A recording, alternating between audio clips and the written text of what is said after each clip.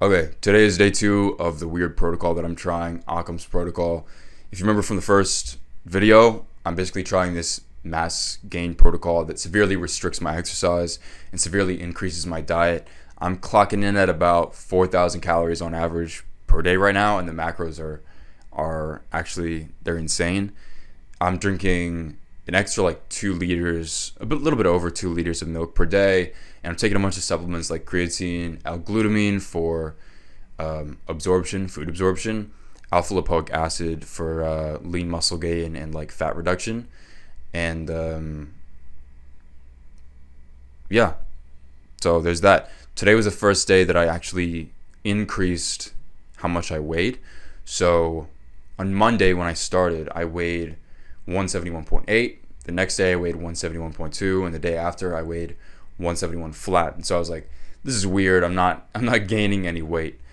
But I think that was just like an effect from before I started the protocol, because today I weighed in at 172.4, and I always weigh myself first thing in the morning upon waking up, before I get in the shower or like I go to the bathroom or anything like that.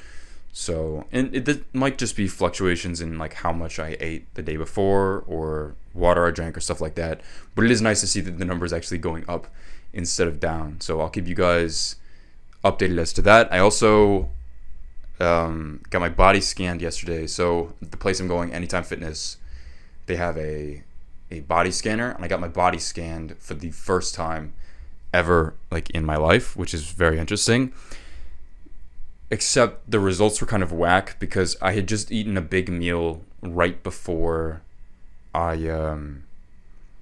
went to the gym, and so like it said my body fat was like 15%. I can actually show you some of the results. It said my body fat was like 15%, which is like a lot more than I actually am. Let me see if you can see some of this. And I think I'm closer to maybe 11, definitely not below 11 right now,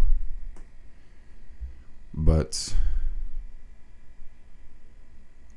definitely not 15%. 15% is crazy. I think it's because of the meal.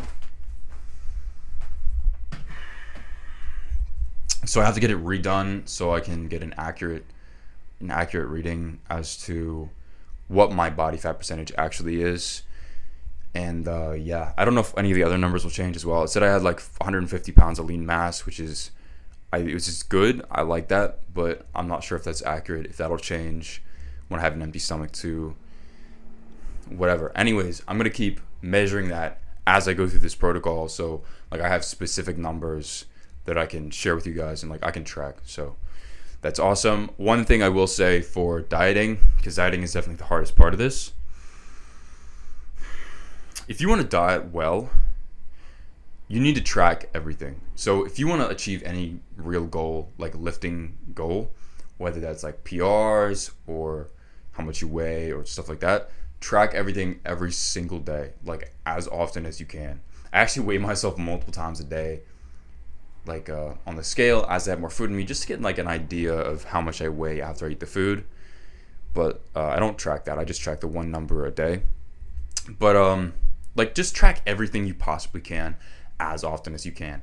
That'll trigger kind of like a psychological response where it's like you're forced to focus on the goal, right? The more you're tracking, the more your goal is in your head. So you always know exactly how far you are from your goal. There's actually a story from this book that I bought that taught me about Occam's protocol. This is The 4-Hour Body by Timothy Ferriss. And there's a story in here about a guy who's going through fat loss, because there's a nice little section about fat loss. And the story goes, one of his friends, wanted to see if he could reduce his fat, how much he weighed, rather, by just like tracking his weight every single day and doing nothing else. And so he just tracked his weight every single day and was like, okay, there's no way this is going to work. Long story short, without changing anything else about his life, magically his weight began to go down as he tracked it. It was like a nice little like linear decline. Isn't that weird? I don't know what it is, but whatever you track seems to go your way, and whatever you don't track seems to go, I mean, not your way. Like it works against you. The worst parts of my bulking journey, I've been bulking for like, I mean, I guess you could call it like a 4-year continuous bulk, because I've always tried to gain weight. I've never had an issue like with body fat or anything like that. So I've always just tried to put on mass.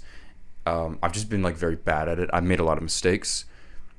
The worst points of my bulking journey have been when I have not tracked what I'm eating and how many calories I'm getting a day and how much I weigh. That has always been my worst period.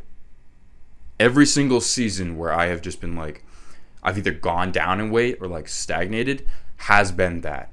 And almost every single period where I track everything meticulously is where I succeed. It's such a weird, it's such like a weird, I don't know, it's almost like, it sounds like a pseudoscience, right? It sounds like woo woo, like there's no way this is actually true. I promise you, what you track, you will succeed at every single time.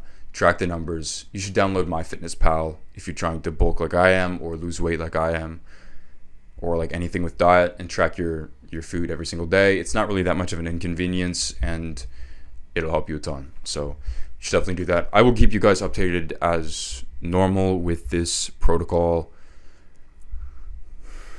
I feel good. I feel like really good. I don't know why. I feel like I have more energy. I'm eating more than before, but I feel like I'm less lethargic than before. I want to see if I can pull up actually the macros that I've been clocking in at every single day.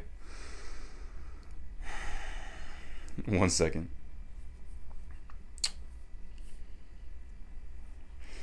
Yeah, so, okay. These are insane numbers. So depending on the day, I've been able to get in like easily 300 grams of protein per day, which is wild. You're supposed to eat like 1 gram per pound of body weight. That's not 2, but it's a lot. It's like 2.7, 2.8. I don't know. But like well over 300. So that's a lot of grams of protein. Carbs has always been the hardest for me. I've noticed, here's a fun story. I actually, a little while ago, this is part of one of the things that fixed one of my plateaus during my bulking, was I was always eating a ton of calories every single day.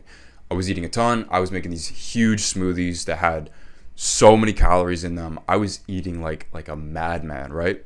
But I wasn't gaining any weight. If anything, like my weight was either stagnating or like going down slowly. So I was like panicking.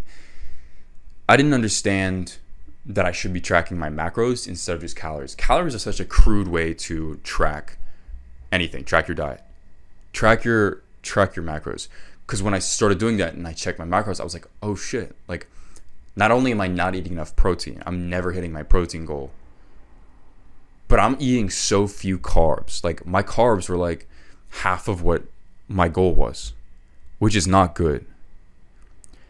And once I fixed that helped break me through that plateau, right? And then now I'm breaking through another plateau by like upping how much I eat and making sure I drink like a lot of milk and stuff like that. Carbs for the day, I always hit my fat goal. It's like 181 grams of fat. Carbs, I don't hit my carb goal every single day, but I get really, really close. So like so close it's negligible. Yeah, so one of the mistakes I realized I was making early on in this protocol, the first several days that I started tracking my calories, was that I was getting a fuck ton of protein. Like I said, like I think it was like yesterday, it was like 340 some. So I was getting a fuck ton of protein, but I wasn't getting enough carbs, right? Yesterday is actually a bad example because that's one of the days I fixed. Like Sunday, for example, right? Last Friday, because I started like eating more before I officially started the protocol, right? last Friday I logged 332 grams of protein, but only 343 grams of carbs, whereas my carbs should have been like 520. Like, big number, right? And so what I started doing was substituting some of the protein in my meals for some carbs. For example, I normally eat like 6 eggs for breakfast every morning and then like a protein shake. I made that like 4 eggs and then a cup of black beans. So that's like some good carbs to add to the diet, but I still have the proteins from the eggs in the protein shake. So all good, right? And I want to dispel something here, which is like a myth. You can gain a lot of weight from lean bulking, from like healthy foods, whole foods. You don't have to eat garbage. Honest to God, I find it easier to eat lean foods actually because I know exactly what I'm getting.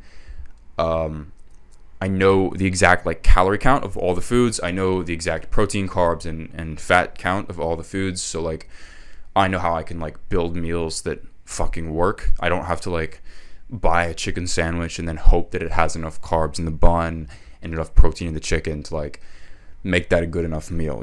It's easier for me. I have a fair amount of time on my hands and I like cooking, so like perhaps it's different for you, but I find it really fucking easier to lean bulk than dirty bulk, which makes me a lot different from like other influencers and other gym goers. Like I find that way easier. I always found dirty bulking really, really hard. So yeah, I got the carb count up, so I'm not hitting the goal exactly every single day, but I'm getting like almost there. Like yesterday I only had 48 grams of carbs left. Like it's close enough that I can feel the difference. You probably can't see it, but my muscles feel more full. I weighed in more today again, and like I just think that's going to make all the difference. So I love tracking macros so fucking much, dude. It's awesome. Yesterday I performed the second exercise in the protocol. So I mentioned it's like 2 times a week. Kind of, not really. So the frequency it works at is you have 1 day of exercise. It's like really, really short. 2 days of rest and then 1 day of exercise. I'm going to repeat that with 2 days of rest in between both, like the two-day split. And then I'm going to increase it to 3 days. So basically you increase the rest days as the 4 weeks progress, right? Each workout is 1 set of each exercise, and there's normally like only 2 or 3 exercises in each workout, okay? I've had to restrain myself from adding more because I love working out, but like yesterday I performed 1 set of 7 plus of incline bench and then 1 set of 10 plus of squat rack, and then I did like 50 kettlebell swings. Okay, very, very short workout. When I say 7 plus and 10 plus, I mean I did at least 7, but then I went till failure. So you have to go to failure on all of these, which is insane to do, especially because I can do like a fair amount of weight. So I put like quite a lot of weight on there, and then I went till failure. And then the reps are really, really slow too. So I do a 5-5 cadence, which means 5 seconds negative and then 5 seconds positive, which is a lot, right? So while the workouts themselves are short and not that tough, the sets within the workout were extremely hard, and so I do feel like I got a good workout in. Like I properly triggered hypertrophy with the workout. So it's very interesting. It's very counterintuitive to like my philosophy in the gym, but yeah, it was fun. In the last video I mentioned that I was taking some of the supplements but not all of them. So the reason was that there are 4 supplements that are prescribed. There's alpha lipoic acid and something called like Cissus quadrilangaris or something like that. It's a plant. And then there's creatine and there's L-glutamine. I wasn't taking the first 2 because those 2 were listed as fat loss ones for the program. So I was like, oh, I don't need that because I'm not really worried about fat loss. I don't really have a whole lot of fat on me, right? I'm still not taking the plant, but I'm taking alpha lipoic acid because I read a different chapter that said alpha lipoic acid is for lean mass gain as well. Basically, it it diverts calories from going to fat and sort of forces them to go to lean mass. So I was like, well, that's very, very useful. So I might as well just try and take that. So right now I'm taking 300 milligrams of alpha lipoic acid, before every heavy meal. So it's about 900 milligrams of alpha lipoic acid per day. So it's very interesting. I'll keep you guys updated. You might as well subscribe if you're not already, because I'm going to keep putting these out, and I talk about building an aesthetic physique a lot, and you'll benefit from it. It's a win-win for both of us. So bye.